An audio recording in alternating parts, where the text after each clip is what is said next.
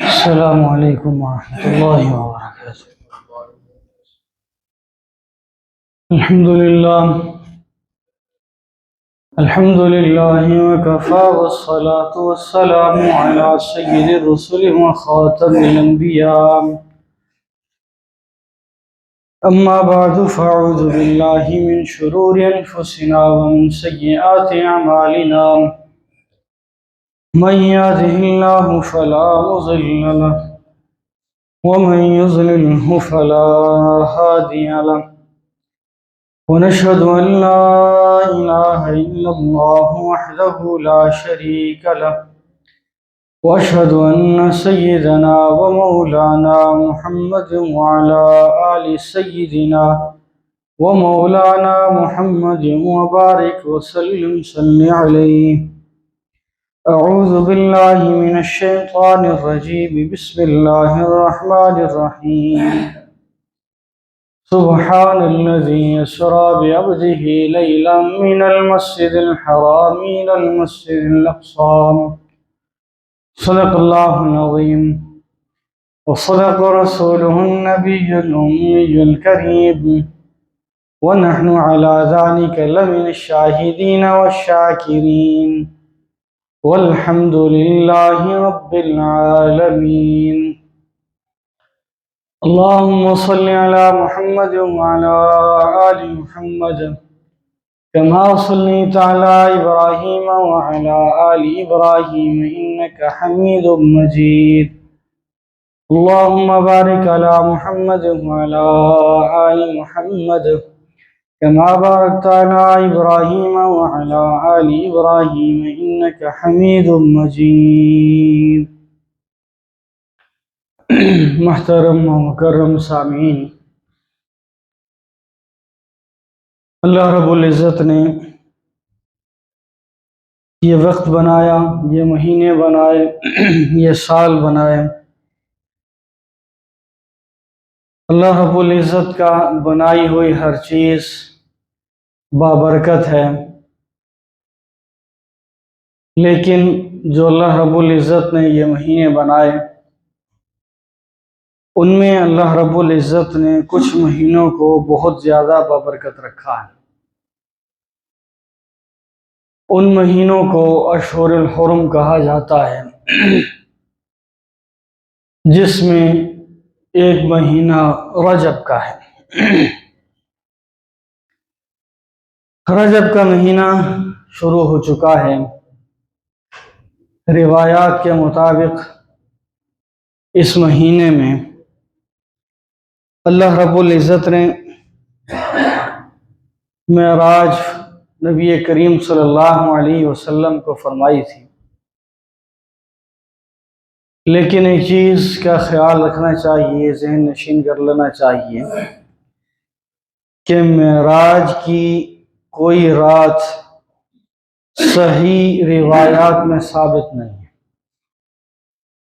اس چیز پر ایمان ہے کہ اللہ رب العزت نے نبی کریم صلی اللہ علیہ وسلم کو معراج فرمائی، لیکن کب فرمائی، کون سی تاریخ کو فرمائی، اس کا احادیث مبارکہ کی کتابوں میں صحیح ثبوت نہیں ملتا۔ ہمارے ہاں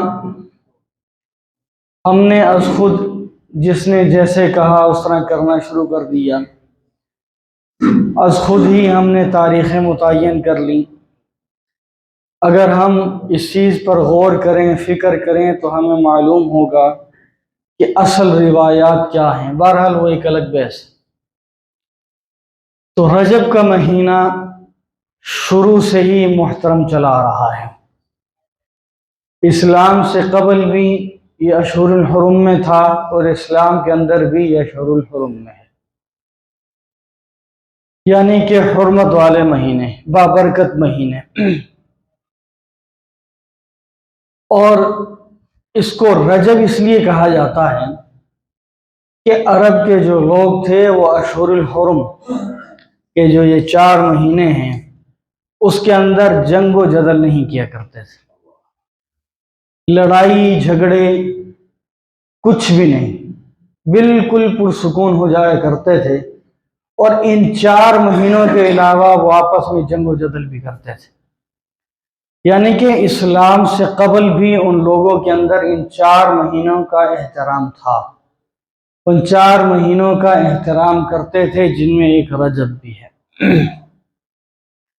رجب کا مہینہ جب آتا تھا، جب اس کا چاند نظر آتا تھا، تو نبی کریم صلی اللہ علیہ وسلم کا ایک معمول تھا، دعا فرمایا کرتے تھے، اللہم بارک لنا فی رجب و شعبان وبلغنا رمضان، کہ یا اللہ ہمارے لیے یا میرے لیے رجب اور شعبان میں برکت نصیب فرما، وبلغنا رمضان، اور مجھے رمضان کا مہینہ نصیب، اور اس کو کثرت سے پڑھا کرتے تھے۔ یہاں فقہا نے 2 چیزیں نقل کی ہیں۔ کچھ کے نزدیک یہ پڑھنا سنت ہے کہ جب رجب کا چاند نظر آ جائے تو اس کا ورد کرنا سنت ہے، اور کچھ کے نزدیک اس کا ورد کرنا مستحب ہے، یعنی کہ دونوں ہی کے نزدیک یہ باعث ثواب ہے، باعث برکت ہے، کہ اللہ رب العزت سے مانگنا چاہیے رمضان المبارک کا مہینہ، کیونکہ نبی کریم صلی اللہ علیہ وسلم نے وہ مہینہ مانگا۔ تو یہ دعا ہمیشہ ہر دعا میں شامل کر لینی چاہیے، اللہم بارک لنا فی رجب و شعبان وبلغنا رمضان۔ اگر کوئی عربی نہیں پڑھ سکتا، تو اگر اس کو یاد نہیں ہے، تو وہ یہ بھی کہہ سکتا ہے، یا اللہ رجب اور شعبان میں میرے لیے برکتیں نصیب فرما، اور مجھے رمضان کا مہینہ نصیب فرما۔ جو اس دعا کا ترجمہ بنتا ہے، اللہ رب العزت تو ہر زبان جانتے ہیں، اس سے جو بھی مانگو گے، جس زبان میں بھی مانگو گے، جس حال میں بھی مانگو گے، وہ سن لیتا ہے۔ اسی لیے کوئی یہ کہے یہ تو عربی کی دعا ہے، میں کیسے مانگوں، میں اس سنت پر کیسے عمل کروں، اس مستحب عمل کو کیسے پاؤں، تو اگر اس کو یہ عربی نہیں آتی تو وہ اپنی دعا میں اس کا ترجمہ اردو میں کر سکتا ہے کہ یا اللہ ان 2 مہینوں میں رجب شعبان میں برکت نصیب فرما، اور مجھے رمضان کا مہینہ نصیب فرما۔ اور اس مہینے کے اندر نبی کریم صلی اللہ علیہ وسلم رمضان المبارک کی تیاری فرمانا شروع کر دیتے تھے۔ مکمل طور پر جو ایکٹیویٹیز ان کی ہوتی تھیں یا جو مصروفیات ہوتی تھیں، ان میں آہستہ آہستہ تبدیلی آنا شروع ہو جاتی تھی، نوافل زیادہ ہو جانے شروع ہو جاتے تھے، روزے رکھنا شروع کر دیا کرتے تھے، صدقہ خیرات زیادہ کرنا شروع کر دیتے تھے، شعبان میں کچھ زیادہ ہو جاتی تھی، پھر رمضان میں وہ اتنی تیز ہو جاتے تھے صدقہ زکوٰۃ۔ نبی صحابہ کرام رضوان اللہ تعالی علیہم اجمعین فرماتے ہیں کہ رمضان میں آپ صلی اللہ علیہ وسلم صدقہ خیرات ایسے کیا کرتے تھے کہ جیسے کوئی تیز آندھی آ رہی ہو، مطلب جو بھی ہاتھ میں آ رہا ہے، کوئی ہدیہ دے رہا ہے، کوئی تحفہ دے رہا ہے، کوئی کیا کر رہا ہے، وہ بس اللہ کے راستے میں لٹائی جا رہے ہیں، لٹائی جا رہے ہیں، لٹائی جا رہے ہیں۔ دوسروں کو بھی تبلیغ کیا کرتے تھے کہ لٹاؤ۔ تو بہرحال یہ مہینہ اشہر الحرم میں ہے۔ علماء کرام نے یہاں پر ایک نقطہ لکھا ہے کہ اگر یہ جو مہینے 4 ہیں، جن میں رجب کی میں فضیلت ذکر کر رہا ہوں، باقی انشاءاللہ زندگی رہی تو کسی دن ذکر کروں گا، تو اس کے اندر لوگ جاہل جو لوگ تھے وہ ہر چیز سے رک جایا کرتے تھے، جنگ و جدل ہر چیز سے، گناہوں سے جو وہ کرتے تھے، شراب پینا، یہ کرنا، وہ کرنا، محفلیں سجانا، سب سے رک جایا کرتے تھے۔ تو یہی چیز فرمائی اسلام میں بھی ہے کہ یہ جب مہینے آتے ہیں کہ ان کے اندر ثواب بھی ڈبل ہے کسی بھی کام کا۔ جب آپ کوئی کام کر رہے ہیں نیکی کا تو ثواب ایک قسم سے بڑھ جاتا ہے، کیونکہ حرمت والے مہینے ہیں، اور رمضان میں تو بہت زیادہ بڑھ جاتا ہے۔ تو اسی لیے فرمایا کہ جو شخص ان مہینوں میں گناہ کرتا ہے تو اس کا وبال بھی بڑھا دیا جاتا ہے، وہ بڑھ جاتا ہے، اس کے اندر ترقی ہو جاتی ہے۔ وہ شعبان میں کچھ اور، پھر رمضان میں تو بہت زیادہ ہو جاتا ہے۔ جیسے رمضان کے مہینے میں ثواب کا کام کرنا زیادہ ہے، اسی طریقے سے اگر انسان سے گناہ سرزد ہو جائے تو اس کا وبال بھی بہت زیادہ ہے۔ ہم اس چیز کو نہیں سوچتے کہ ہم کیا کر رہے ہیں۔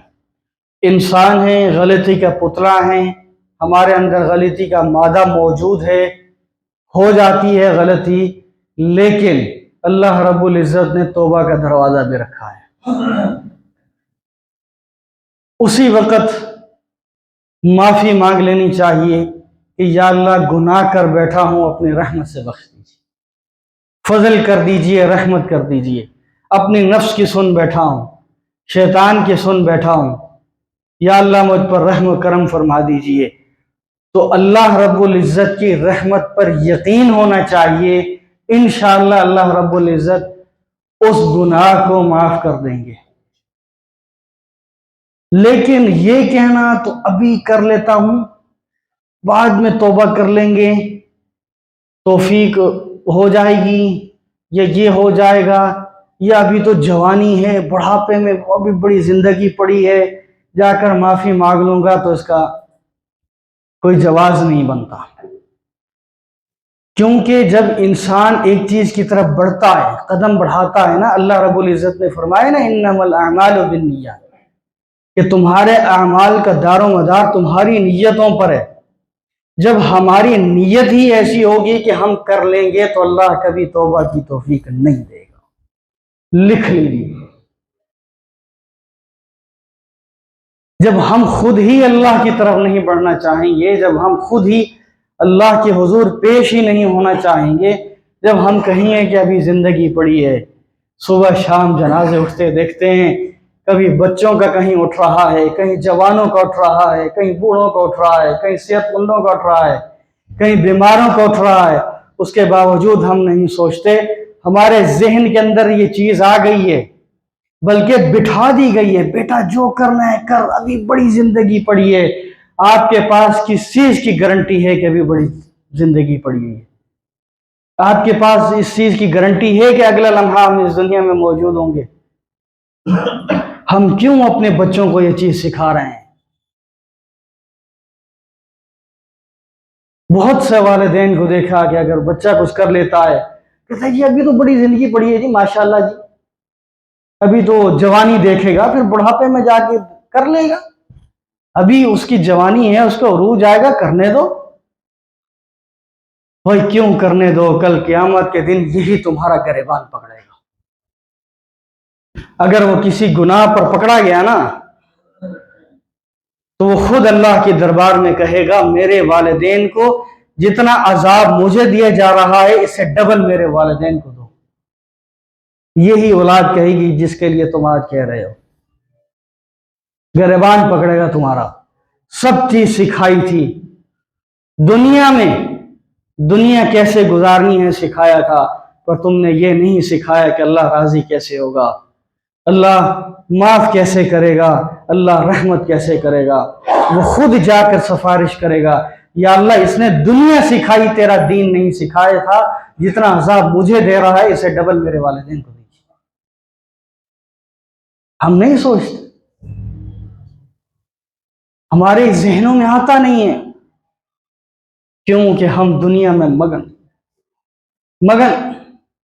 ہمیں کسی چیز کی پرواہ نہیں ہے، ہمیں پرواہ ہے دنیا کی۔ دنیا کیا کہے گی، لوگ کیا کہیں گے، دوست کیا کہے گا، فلاں کیا کہے گا، والدہ کیا کہے گی، والد کیا کہے گا، آخر میں انا للہ و انا الیہ راجعون کہے گا، اور کیا کہے گا؟ کچھ بھی نہیں کہے گا۔ یہ کام نہیں آئیں گے، نہ دوست کام آئے گا، نہ بیوی کام آئے گی، نہ دوست کام آئیں گے، نہ یہی والدین جو آپ سے آج پوری دنیا سے لڑ جاتے ہیں، کل قیامت کے دن یہی کہیں گے یا اللہ ان کو ڈال، مجھے بچا۔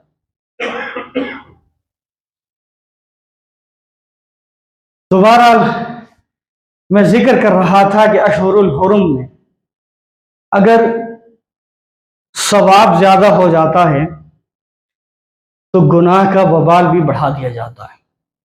ویسے تو گناہ ہے، لیکن یہ حرمت والے مہینے، اللہ کا قرآن ان کو حرمت والا مہینہ کہہ رہا ہے، ان میں سے ایک مہینہ رجب کا ہے۔ تو اسی لیے ایک تو اس دعا کا اہتمام کرنا چاہیے جو پہلے کہا، اللہم بارک لنا فی رجب و شعبان وبلغنا رمضان۔ اور دوسری چیز، اگر روزے رکھ سکتے ہو، نبی کریم صلی اللہ علیہ وسلم رمضان المبارک کی تیاری میں رجب کے مہینے میں نفلی روزے رکھا کرتے تھے۔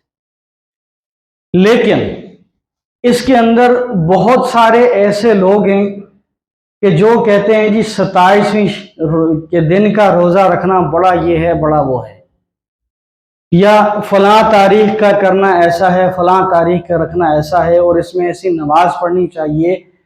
کچھ بھی نہیں ہے۔ شب معراج نبی کریم صلی اللہ علیہ وسلم کی زندگی میں 18 بار آئی ہے۔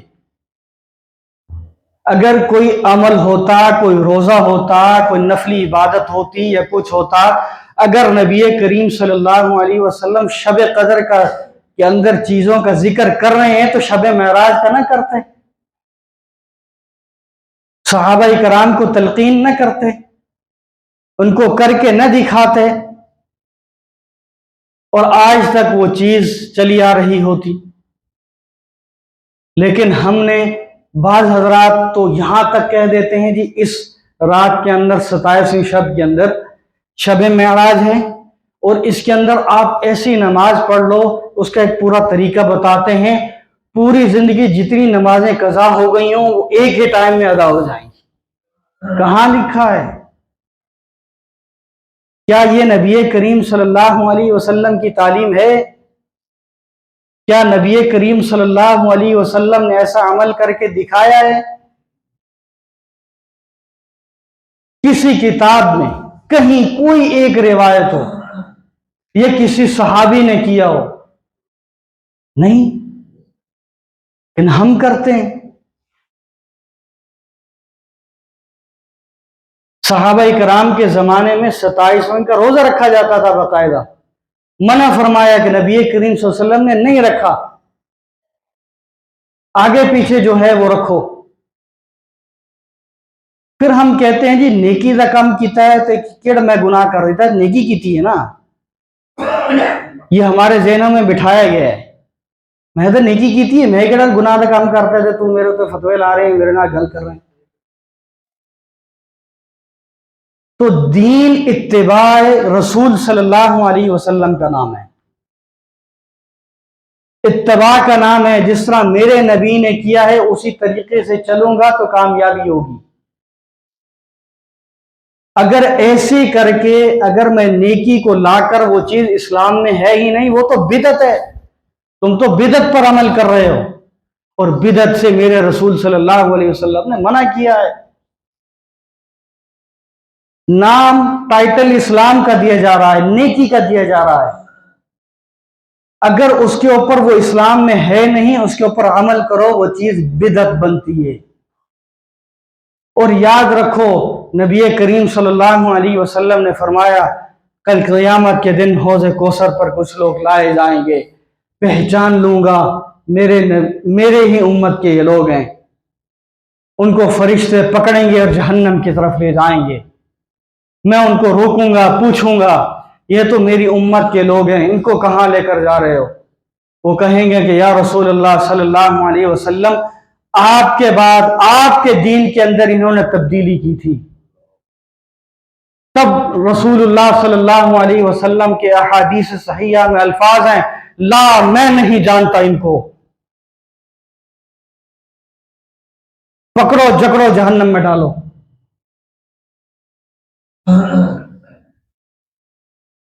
جہاں پر میرے نبی کی شفاعت کا ہمیں بھروسہ ہوگا، جہاں پر یقین ہوگا کہ ہم ان کے امتی ہیں، وہ میری سفارش ضرور کریں گے، جہاں ہمیں ناز ہے کہ میرا نبی میری شفاعت کرے گا، وہاں اگر یہ کام کیا وہی نبی کہے گا کہ میں اسے نہیں جانتا۔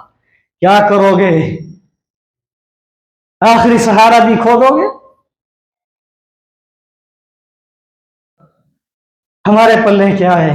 گناہ ہم کر رہے ہیں، زنا ہم کر رہے ہیں، اللہ کی نافرمانیاں ہم کر رہے ہیں، قرآن کو پس پشت ہم ڈال رہے ہیں، قرآن کے اندر ترمیم ہم کر رہے ہیں، نبی کریم صلی اللہ علیہ وسلم کے صحابہ کا بغض ہم اپنے دلوں میں پال رہے ہیں، اسلام کا بغض ہم اپنے دلوں میں پال رہے ہیں، سود ہم کھا رہے ہیں، زنا کر کے دوستوں کو ہم بتا رہے ہیں، چوری کر کے ڈکیتی کر کے اپنے قریبی لوگوں کو ہم بتا رہے ہیں، اس پر فخر کر رہے ہیں، یہ کیا جا رہا ہے۔ پھر بھی یہ سوچ رکھتے ہیں ہم۔ فرمایا کہ جو شخص گناہ کرے اس کے اوپر فخر کرے اس کے اوپر جہنم واجب ہے۔ ہم کرتے ہیں؟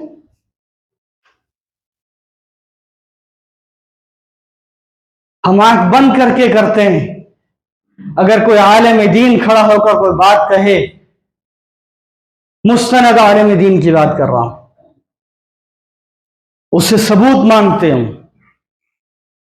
مانگنا بھی چاہیے، آج کل کے حالات ہیں، کوئی حدیث ایسی کوئی بیان کر دے، لیکن کوئی آ کر جس کا اسلام سے لینا دینا ہی نہیں ہے، وہ آپ کے سامنے کھڑا ہو کر کوئی بات کر دے، وہ کہے کہ وہ سچ بول رہا ہے اور جو عالم دین بات کر رہا ہے وہ غلط کر رہا ہے۔ یہ ہمارا حال ہے۔ چہرے پر داڑھی نہیں ہوتی، اس کو کہو کہ نماز پڑھتے ہو؟ جی میں مدینہ شریف پڑھتا ہوں۔ تم کیا کہ تمہارا حلیہ ہی ایسا نہیں ہے۔ اللہ والا وہ ہوتا ہے جس کو دیکھ کر خدا یاد آئے، جس کو دیکھ کر کسی نفرت نہ ہو جائے۔ یہ ہوتے ہیں اللہ والے جو ایک نظر دیکھ لیں دل کی دنیا بدل جاتی ہے۔ حضرت جنید بغدادی رحمۃ اللہ علیہ کے پاس ایک شخص آیا، اس نے کہا حضرت آپ کا علم یہیں تک چلتا ہے، جنگلات میں بھی چلتا ہے؟ کیوں، کیا ہوا؟ نے کہا کہ ابھی وہاں سے آ رہا تھا، کچھ لوگ شراب پی رہے تھے، میرے دل میں خیال آیا کہ جنید کے ہوتے ہوئے یہ کیسے شراب پی رہے ہیں؟ حضرت دوڑے، وہاں جا کر دیکھا وہ واقعی شراب پی رہے ہیں۔ اب ہم میں سے کوئی ہوتا تو فتویٰ لگا دیتا، لیکن وہ اللہ والے تھے، انہوں نے دیکھا کہ جنید بغدادی آ رہے ہیں، شراب چھپا لی، آپ خاموشی کے ساتھ تشریف لے گئے، وہاں بیٹھے، ان کو ایک نظر دیکھا اور کہا کیا کر رہے تھے؟ وہ ڈر گئے، کہا شراب پی رہے تھے۔ نے کہا اچھا میں بھی پینا چاہتا ہوں، لاؤ۔ کہ جنید تو؟ ہاں میں مانگ رہا ہوں، لے آؤ۔ جب لائے سامنے رکھا، نے کہا اس سے پینے سے کیا ہوتا ہے؟ ایک سرور آتا ہے، ہمیں ایک مزہ آتا ہے، سکون آتا ہے۔ انہوں نے کہا کہ اس سے اچھی چیز میں تمہیں کیوں نہ دے دوں؟ نے کہا اچھی بات ہے، ٹھیک ہے۔ انہوں نے کہا کہ کیا وجہ ہے تم ہمارے پاس آئے ہو؟ کہا وہاں میں بھی پینے کا عادی ہوں، وہاں وہ لوگ پینے نہیں دیتے، یہاں تم چھپ کے پی رہے ہو، میں بھی پینے آئیے۔ اب وہ مطمئن ہو گئے، یہ ہم میں سے ہی ہے۔ تو جب وہ مکمل طور پر ان کی باتوں میں آ گئے تو پھر انہوں نے اللہ کا ذکر کرنا شروع کر دی۔ جب دل کے اوپر سے زنگ اترنے لگا، کہنے لگے یار مجھے وضو کی حاجت ہو رہی ہے۔ انہوں نے کہا حضرت ہم پانی لاتے ہیں، آپ تشریف فرماؤ۔ وہ دوڑے گئے شرابی، جا کر انہوں نے پانی کا انتظام کیا، آ کر حضرت کو وضو کرایا، حضرت نے نماز کی نیت کر لی، انہوں نے دیکھا دیکھی حضرت کے پیچھے کھڑے ہو گئے۔ سجدے میں جا کر حضرت جنید نے کہا یا اللہ یہاں تک لانا میرا کام تھا کہ ہدایت دینا تیرا کام۔ جب سلام پھیرا تو انہوں نے کہا حضرت ہم توبہ کرتے ہیں، اور وقت کے جا کر وہ چاروں امام بنے۔ اللہ نے اتنا علم دے دیا، تو اگر کوئی کر رہا ہو اسے سمجھاؤ، اللہ کا ڈر، اللہ کا خوف اس کے دل میں آنا چاہیے۔ نفرت سے اگر کسی کے ساتھ ذکر کرو گے تو وہ اور نفرت کرے گا۔ تو بہرحال یہ مہینہ ایسا ہے کہ اس کے اندر نبی کریم صلی اللہ علیہ وسلم نے جو تعلیمات دی ہیں اس پر عمل کرنا چاہیے، میری تیری اس کی بات نہیں سننی چاہیے، میرے نبی نے اس مہینے کے اندر کیا کیا تھا اس پر غور کرنا چاہیے، وہ دعا کرنی چاہیے۔ تو میں ذکر کر رہا تھا کہ ہم یہ کہتے ہیں کہ میں تو نیکی دا کام کیتا ہے، میں اور کی کام کیتا ہے، میں کوئی گناہ دا کام کیتا ہے۔ تو حضرت عمر رضی اللہ تعالیٰ عنہ کے زمانے میں ایک شخص نے 27ویں کا روزہ رکھا، کچھ لوگوں نے۔ حضرت عمر کو جب معلوم ہوا تو حضرت خود تشریف لائے اور آ کر کہا کہ میرے سامنے بیٹھ کر کھانا کھاؤ، یہ میرے نبی نے عمل نہیں کیا تھا، تم کہاں سے لے کر آئے ہو؟ وہاں پر سائنس کے اندر ہم کہتے ہیں کہ ہمارا دماغ تسلیم نہیں کر رہا، بیالوجی کے اندر ہم سوال کرتے ہیں میرا دماغ تسلیم نہیں کر رہا، ریاضی کے اندر ہم سوال کرتے ہیں کہ یہ چیز ہمارا دماغ تسلیم نہیں کر رہا، تو جو چیز اسلام کے اندر ہے ہی نہیں وہ آپ کا دماغ کیسے تسلیم کر رہا ہے؟ ہم اس شخص سے سوال کیوں نہیں کرتے کہ آپ صاحب جی ہمیں جو یہ نماز بتا رہے ہیں یا یہ جو طریقے بتا رہے ہیں یہ اسلام میں کہاں لکھا ہے؟ میرے نبی نے کہاں پر عمل کیا ہے؟ نبی کریم صلی اللہ علیہ وسلم کو اسلام کے اندر جب بھی کوئی حکم ملا سب سے پہلے خود عمل کیا ہے، پہلے خود عمل کرتے تھے، اس کے باوجود دوسروں کو پھر بتاتے تھے کہ اللہ رب العزت نے اس چیز کا حکم دیا ہے۔ آپ پوری تاریخ اسلام اٹھا کر دیکھ لیں، آپ کو یہ چیز نظر آئے گی، جب بھی نبی کریم صلی اللہ علیہ وسلم کو حکم خدا بندی ہوا سب سے پہلے رسول اللہ صلی اللہ علیہ وسلم نے خود اس پر عمل کیا تھا، اس کے بعد جا کر لوگوں کو تبلیغ کی تھی۔ یہ چیز شب معراج کی جو کی جاتی ہے، شب معراج برحق ہے، وہ اللہ رب العزت نے رسول اللہ صلی اللہ علیہ وسلم کو کروائی ہے، اس پر ایمان ہے، جو اس میں شک کرتا ہے وہ دار اسلام سے خارج ہے۔ لیکن اس کے اندر جو ہم بدعات میں چلے جا رہے ہیں، جو ہم وہ چیزیں کر رہے ہیں جو رسول اللہ صلی اللہ علیہ وسلم نے نہیں کی، ہم وہ چیزیں کر رہے ہیں جس کی تعلیم اللہ رب العزت نے نہیں دی، تو ہم اپنی آخرت برباد کر رہے ہیں، ہم رسول اللہ صلی اللہ علیہ وسلم کی شفاعت سے محروم ہو رہے ہیں، ہمارا وہی آخری سہارا ہے،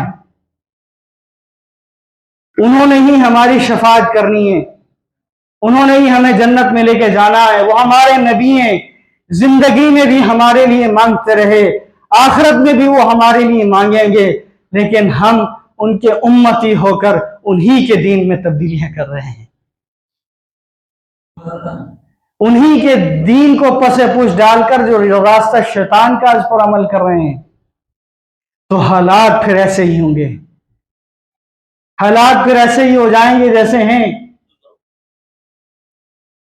اگر ہم نے اپنے آپ کو تبدیل کرنا ہے، ماحول کو تبدیل کرنا ہے، معاشرے کو تبدیل کرنا ہے، تو خدا را اسلام میں تبدیلی مت کرو، اپنے آپ کے حساب سے نہ کرو۔ اگر کوئی ڈاکٹر بغیر پڑھے ڈاکٹر نہیں بن سکتا، اگر کوئی انجینئر بغیر کتابیں پڑھے انجینئر نہیں بن سکتا، تو کوئی شخص بغیر استاد کے کتابیں پڑھے عالم نہیں بن سکتا۔ بہت سارے معنی چیزوں کے آتے ہیں، اس کے اوپر دلیلیں موجود ہوتی ہیں۔ اگر میں کہوں میں نے ڈاکٹری کی کتابیں پڑھی ہیں، آپ مجھ سے علاج کروانا پسند کریں گے؟ نہیں کریں گے نا، تو آپ ڈاکٹر ہی نہیں ہیں، آپ کسی ادارے میں گئی نہیں ہیں، آپ نے کسی استاد سے پڑھائی نہیں ہے۔ میں کہوں کہ میں نے انجینئرنگ کی تمام کتابیں پڑھی ہیں، رٹی ہوئی ہیں، میں تمام چیزیں آپ کو بتا سکتا ہوں، آپ ایسے گھر کو ڈیزائن کر سکتے ہیں، آپ مجھ پر یقین کریں گے؟ ابھی نہیں کریں گے، کہیں گے یہ بندہ انجینئر ہی نہیں ہے، تو میں اپنا گھر کیوں اس سے ہاتھ برباد کرواؤں، اس کو گرواؤں؟ تو ہم پھر کیوں اسلام کے معاملے میں ایسے لوگوں کو جن کا اسلام سے تعلق نہیں ہے، جو نماز سے دور ہیں، جو قرآن سے دور ہیں، جن کے چہروں پر داڑھی تک نہیں ہوتی، جن کے پاس سے بدبو آ رہی ہوتی ہے، ہم ان لوگوں سے جا کر اسلام سیکھتے ہیں، اور جو وہاں پر عالم دین کھڑا ہو کر آپ کو سکھا رہا ہوتا ہے، 40 سال اس کے پیچھے نمازیں پڑھتے ہیں، 40 سال سے تعلق ہوتا ہے، اگر کوئی غیر آ کر کہہ دے گی یہ ہے تو بجائے تحقیق کرنے کے، بجائے اس سے سوال کرنے کے، دل کے اندر آ جاتا ہے ہمارا مولوی ایسا ہی ہے. حقیقت ہے تو یقین نہیں کرتے. العلماء ورثۃ الانبیاء، یہ وہ علماء ہیں کہ جن کو قرآن کہہ رہا ہے کہ نبی کے وارث ہیں، ان کے ساتھ ایسے سلوک کرتے ہو. تو بہرحال یہ ایک الگ موضوع ہے. تو یہ جو چیزیں ہمارے اندر آ رہی ہیں، جو بدعات ہمارے اندر آ رہی ہیں، اس کی وجہ سے ہم زوال کا شکار ہو رہے ہیں، اختلافات کے شکار ہو رہے ہیں. وہ کہہ رہے کس کی مانے، وہ کہتا ہے کس کی مانے. صرف قرآن کی مان لو، صرف رسول اللہ کی مان لو، صرف اللہ کی مان لو، کسی اختلافات میں نہیں پڑو. ایک یہ راستہ جو اللہ رب العزت نے نبی کریم صلی اللہ علیہ وسلم کے ذریعے دیا ہے، اسے اپنا لو، کامیابی اسی میں ہے. ورنہ کوئی کہے گا اس سائڈ چلے جاؤ، کوئی کہے گا اس سائڈ چلے جاؤ، کوئی کہے گا اس سائڈ چلے جاؤ. ہمارا دماغ کسی چیز کو تسلیم نہیں کرے. تو یہ بدعات اور رسومات ہم نے ختم کرنی ہے، وہ چاہے رجب کی ہوں، وہ چاہے کسی اور چیز کی ہوں، ان کو ختم کرنا ہے. ان کے اندر آپ کے پاس علماء، مستند علماء موجود ہیں. آج کل ایک اور ٹرینڈنگ چل گیا ہے، اے آئی سے پوچھا جاتا ہے. اے آئی، چیٹ جی پی ٹی جس کو آپ کہتے ہیں غالباً. اس دن ایک عالم دین نے سوال کر لیا. اس نے کہا کہ اگر جمعہ اتوار والے دن آ جائے تو میں اتوار والے دن اس جمعے کی نماز میں جمعہ پڑھوں گا، زہر کی نماز پڑھوں گا. اور چیٹ جی پی ٹی جو آج کل کا مفتی بنا ہوا ہے، اس نے کہا کہ اگر جمعہ اتوار کو آ جائے تو آپ کو زہر کی نماز پڑھنی پڑے. تو اگر وقت ہو تو پھر جمعہ بھی پڑھ لو. جو آپ لوگ چیٹ جی پی ٹی پر یقین کرتے ہیں، بہت سارے احباب ہیں آ کر سوال کرتے ہیں، تو بعض اوقات ذہن کے اندر وہ ہوتا ہے. میں نے کہا یا آپ نے کس سے پوچھا ہے؟ کہتے جی آن لائن یہ مسئلہ میں نے نکالا تھا، اس کا جواب یہ آیا ہے، آپ جواب الٹ دے رہے ہیں. تو بھائی کہاں سے پوچھا؟ جی چیٹ جی پی ٹی سے پوچھا ہے، اے آئی سے پوچھا ہے، اس نے یہ جواب دیا ہے. پھر میں نے خود تجربہ کیا، تو میں نے اس سے یہی سوال کیا کہ کیا اتوار والے دن جمعہ پڑھ سکتے ہیں؟ اس نے کہا جی اگر ٹائم ہو تو آپ جمعہ آ سکتا ہے اتوار والے دن، اور آپ اتوار والے دن جمعہ بھی پڑھ سکتے ہیں، اور ظہر کی نماز ٹائم ہو تو آپ ظہر کی نماز بھی پڑھ سکتے ہیں. تو یہ چیزیں اگر ہمارے اندر آ جائیں، اگر ہمارے مفتی چیٹ جی پی ٹی ہو جائے، تو ہم سیدھے راستے کے بجائے الٹے راستے پر چلنا شروع ہو جائیں گے. یہ رجب کا مہینہ بہت اہمیت کا حامل ہے، بہت بابرکت ہے. اس کے اندر جو چیزیں نبی کریم صلی اللہ علیہ وسلم نے کی ہیں انہیں کرنا چاہیے، اور جو چیزیں نہیں ہیں وہ بدعات میں شمار ہوتی ہیں. نبی کریم صلی اللہ علیہ وسلم نے دعا مانگی، اللہم بارک لنا فی رجب و شعبان وبلغنا رمضان. اس کو پڑھا جائے اور دیگر چیزیں کی جائیں. اللہ رب العزت سے دعا ہے کہ اللہ رب العزت ہمیں صحیح معنوں میں نبی کریم صلی اللہ علیہ وسلم کی تعلیمات پر عمل کرتے ہوئے بدعت سے رکنے کی توفیق نصیب فرمائے.